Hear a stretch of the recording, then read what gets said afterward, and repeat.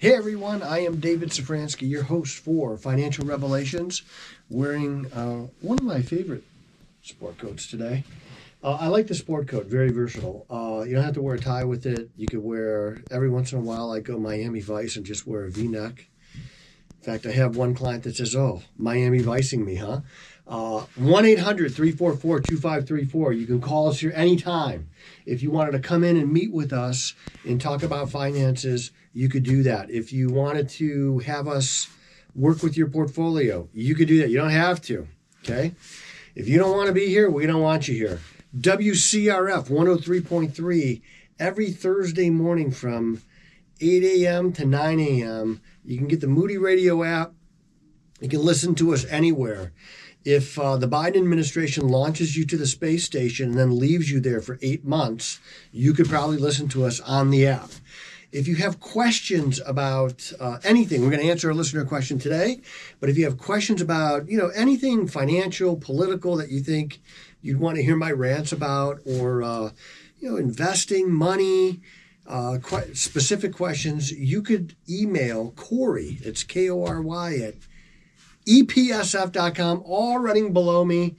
Doing an Amazon trip in March. That is next month. We're fixing to leave.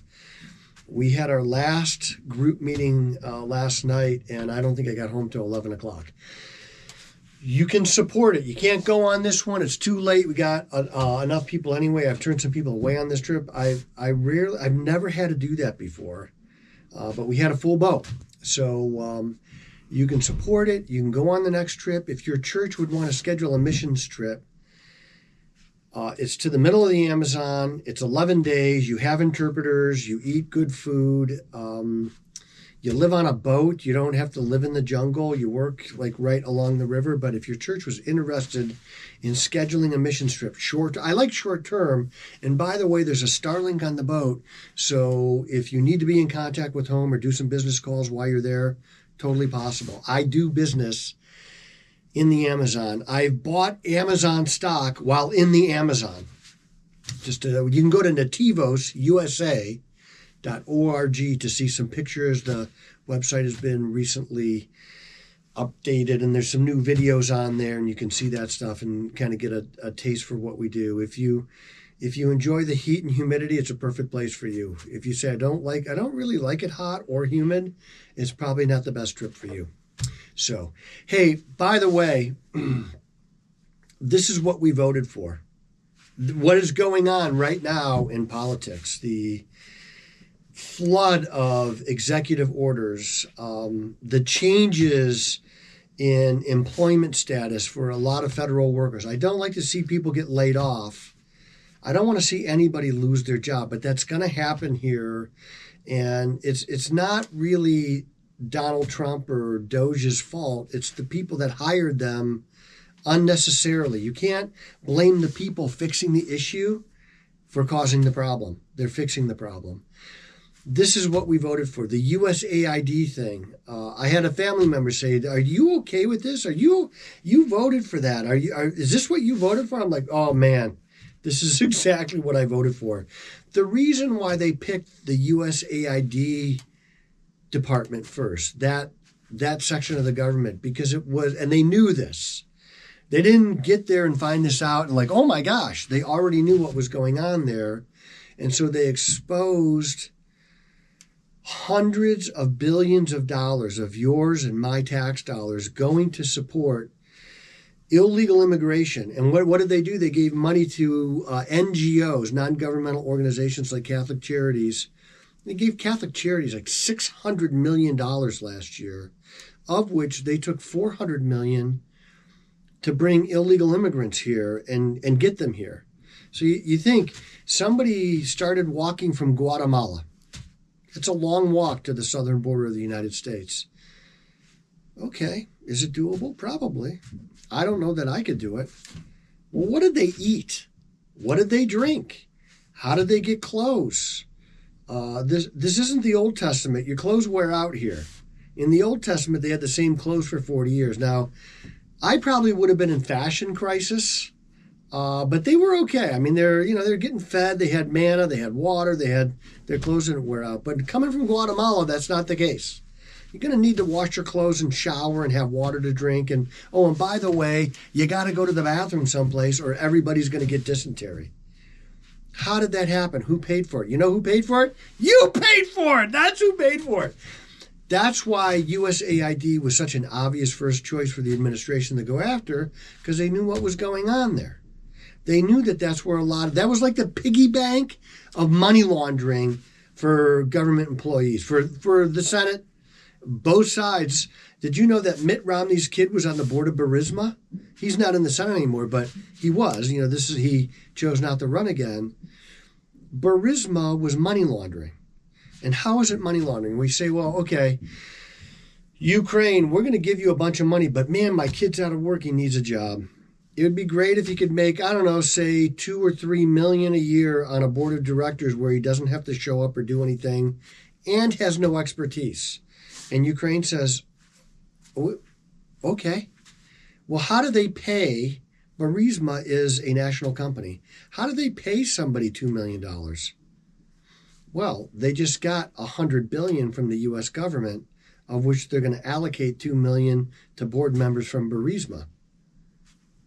That's low-level money laundering. That's what that is. They're going to do an 8% cut in defense. Now, I want you to know something before we get bent out of shape on this. As you know, I'm a trained killer. I was in the Army. I went through basic training. That was my job, to kill people. Well, in the military's main job is to kill people and break things. That's what we do, and you use it as a deterrent. But I've seen peak inefficiency at ground level. I know what, and this is just at the unit or the battalion level, peak inefficiency. So to say we're going to cut 8% from the military, you could probably do 28%. Now, there is some, like Boeing, we cannot let Boeing go out of business. Boeing will never go out of business. General Dynamics will never go out of business. We have these no bid contracts that they get. We have to keep them in business in case we need them, because it's way easier to probably pay a little extra to keep people in business than it is to restart the company and get everybody back and restart the furnaces. It's not plausible. So we're going to buy $64 to $100 hammers. It's just part of the deal. What about the Volodymyr Zelenskyy bashing yesterday, which I wasn't really a fan of? I think President Trump maybe showed some of his cards yesterday, and I don't want to do that to the Russians. The Russians are going to negotiate. What they're going to do, they're going to bring you to the negotiation table, and you think you know what they're going to say, and maybe you do, but they're going to make demands of you that you know you can never meet. You know you can't do it, and that's how they negotiate. And instead of getting up from the table and leaving and then giving the Ukrainians more missiles to shoot at Russians, they think that you'll stay and negotiate because we're already here. I've seen this so many times in my lifetime. And this Sergei Lavrov, who is their chief negotiator, their chief diplomat, he's kind of like our Secretary of State. He's cutthroat. He's absolutely cutthroat. And they'll take you to the mat. They don't care. They will keep doing what they're doing. They don't mind that they've lost 1 million people. The Russians have lost 1 million people. That's a lot. We lost 57,000. I think it's 57,000 in Vietnam. Could you imagine if it was 1 million? My gosh. Donald Trump took over the Met. He is now the chairman of the board of the Met, where we do, if you see, they'll do medals of freedom there and people will perform there. And it was really a place where you bring in America's talent, and you get a subscription to the Met and you can go see it, but they broadcast a lot of it on TV. And it was a place where you could gather talent. And they had, in Donald Trump's opinion, had discriminated against conservative talent. So he fired everybody and took over. I voted for this. I love this. Another thing that DOGE is doing is they're taking everybody that's 300 years old and older, they're taking them off Social Security because we don't believe that they're alive. There's 1 million people that are over the age of 150 on Social Security. I believe that I will probably live to be 140 because I take care of myself. Although when I was at Costco today, I made a big mistake and I went hungry and I bought cupcakes. Corey, did you eat a cupcake? Corey ate a cupcake. Melissa did this neat trick where she cut one in half and ate half and then went back and ate the other half. And if you do it that way, it actually has 20% less calories. So I was pretty impressed with her discipline on that. So the main question, all this is going on. There's executive orders flying out of the White House at a breakneck pace, and they are admittedly moving very fast. And there's a good reason for it. There's a lot to do, and they got to get it done in a hurry so that it could be accretive to our lives, so that when the midterm elections roll around, Donald Trump will pick up 50 seats in the House instead of losing 50 seats in the House. And I do believe that between the first administration and this administration, Donald Trump realized that the president has a lot more power than he thought. And he's going to use it. And he sent J.D. Vance, Mr. Vice President, former senator from Ohio, to Europe, to the European Security Conference, and he made the European leadership cry. And I'm not kidding. He made them cry.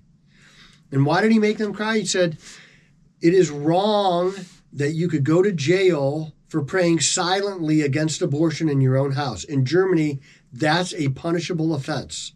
If they ask you, were you praying against abortion silently, and you say yes, you're going, and I'm not kidding, you're going to get arrested.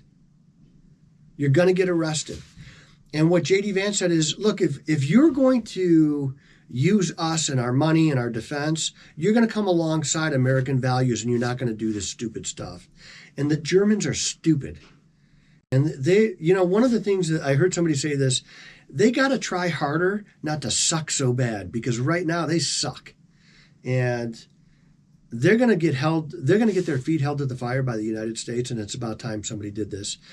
You should not be able to go to prison for praying silently against abortion in your own home or outside of an abortion clinic, which they put.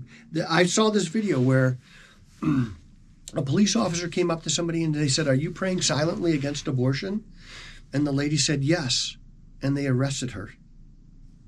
The thought police. So the main question for me, though, is how do we invest in this?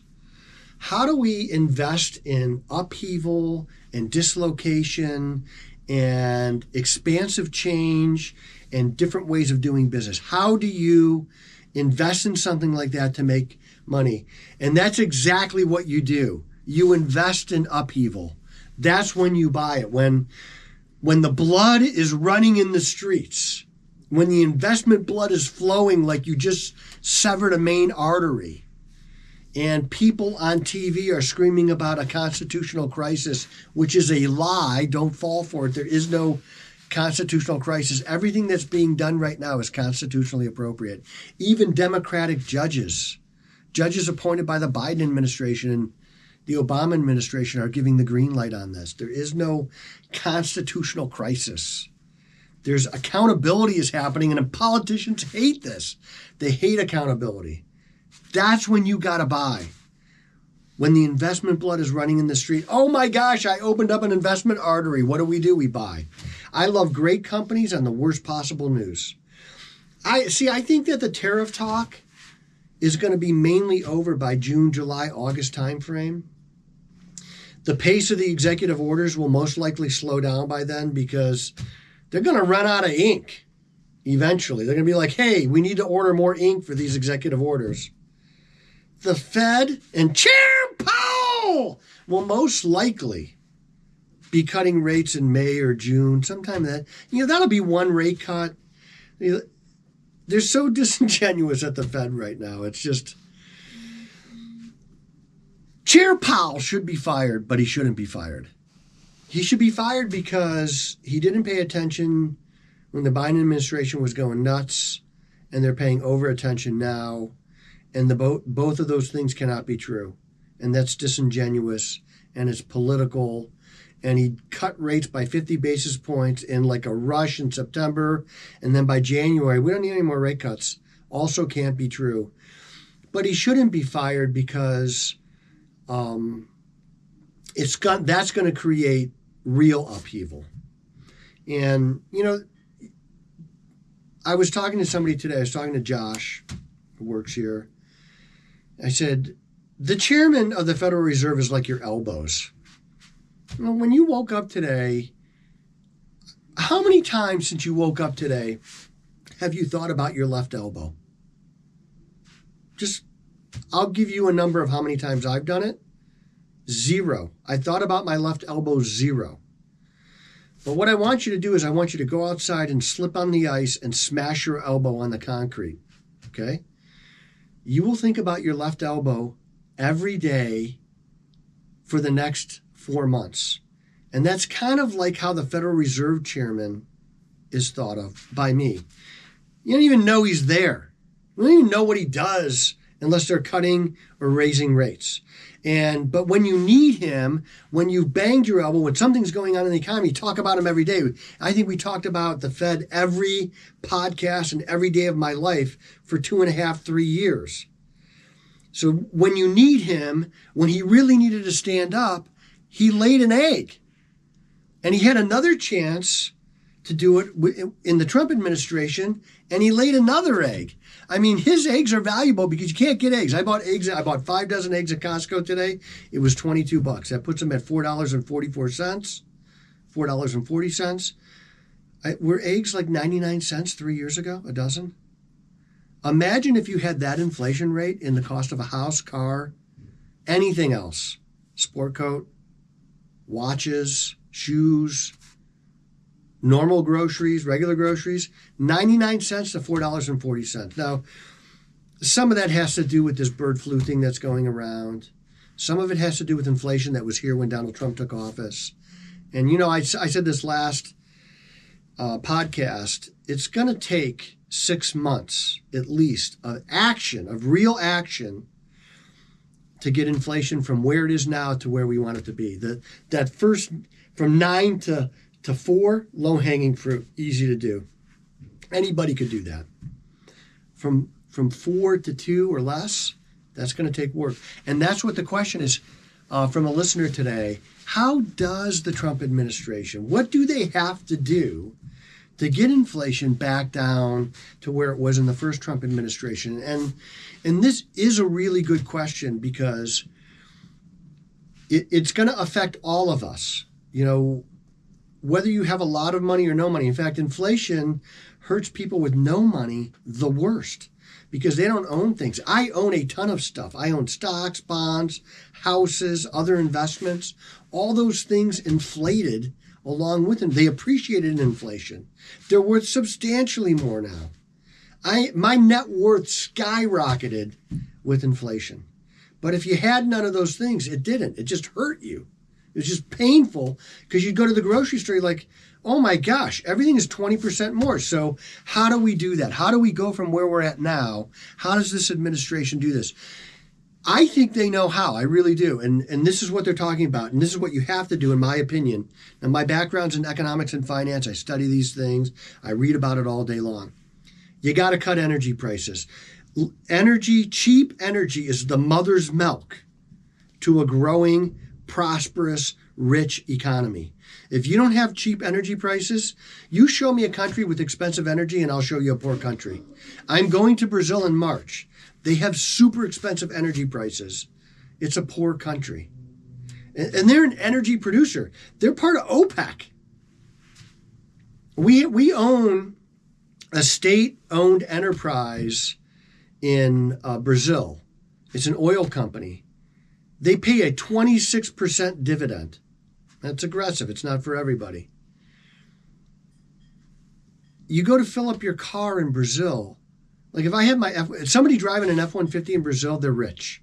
That is a rich person because no normal person could afford to do that there.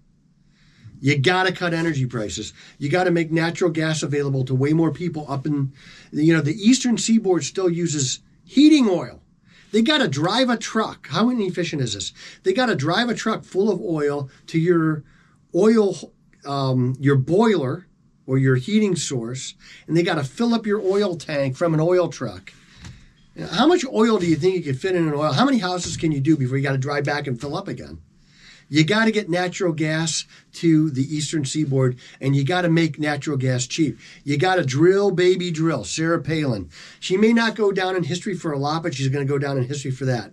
Drill, baby, drill. That's what we're going to do. We're opening up more drilling as you got to make it easier to refine, and you probably got to open up a refinery. Those take a long time, but we got to increase our refinery capacity. We got to lower taxes and put more money in the hands of you, who knows how to spend it better. You're way more efficient than the way the government spends money. So you got to make those tax cuts from 2017. You got to put them, you got to codify them. That's what you got to do. You got to cut spending in the government. That's what DOGE is doing.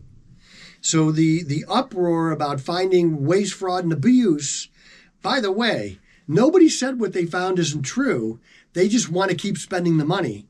This is their piggy bank. This is how they endear themselves to people and get people beholden to them. Speaking of politicians, they're cutting this. They're totally disrupting Washington right now. And when you cut spending in government, you lower inflation because government creates inflation, as proven by the Biden administration. They spent through the Inflation Reduction Act, they spent trillions of dollars. And that created the inflation. The private market doesn't create inflation because it's a perfect mechanism of supply and demand. You got to cut regulation without giving me dirty water. And believe me, nobody wants dirty air and dirty water. It just so happens that rich Republicans, they breathe the air and drink the water too. We don't want dirty air, dirty water, but I think the best recent example is there were two horrible airlines, JetBlue and Spirit, and they wanted to merge to create one big horrible airline.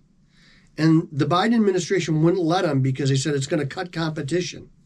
Well, so they couldn't merge, and JetBlue filed for bankruptcy, and Spirit laid off a bunch of people and closed gates and cut competition anyway. You know, when you're watching a video and you see a fight at an airport, what desk is it always in front of? Have you ever noticed this? Like, I've never seen a fight at a United counter, but I have at a Spirit counter. It seems like every fight's in front of Spirit. So if you want to get into a brawl before you fight, that's your airline. I don't know if that's true or not. There might be fights in front of United and American and Delta, but I've never seen one. And then the last thing you got to do is you got to expand the markets. And when you lower energy costs and you lower taxes and you cut spending and you put more money in the hands of smart Americans, you expand markets, you expand productivity. That's how you get us from 4% inflation to 1.5% or 1% inflation. I love that question. Thanks for asking it.